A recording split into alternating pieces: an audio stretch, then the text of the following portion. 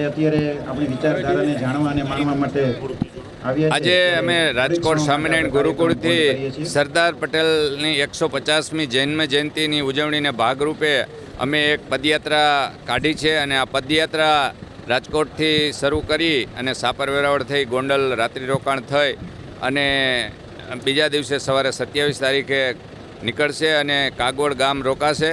28 તારીખે સવારે કાગવડ મંદિરે જશે અને રસ્તામાં અલગ અલગ જગ્યાએ ખૂબ મોટી સંખ્યામાં ટ્રેડિશનલ ડ્રેસમાં પોતપોતાના પહેરવેશમાં અન્ય સમાજની સાથે બધા સન્માન પણ સરદાર સાહેબના કરવાના છે. અને અમારી આ પદયાત્રાનો મુખ્ય ઉદ્દેશ છે કે એકતા, અખંડિતતા અને સર્વ સમાજને જોડવાનો, આત્મનિર્ભર ભારત બનાવવાનો.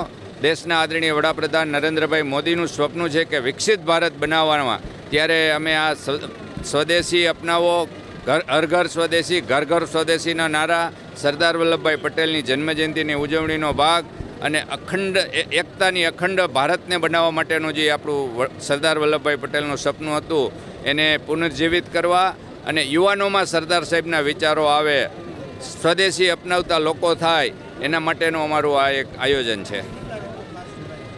અમારી રજિસ્ટ્રેશન મુજબ 1000 લોકોની આસપાસ જોડાયેલા છે, પણ અલગ અલગ ખૂબ મોટી સંખ્યામાં આપ જોઈ શકો છો એમ જોડાઈ રહ્યા છે.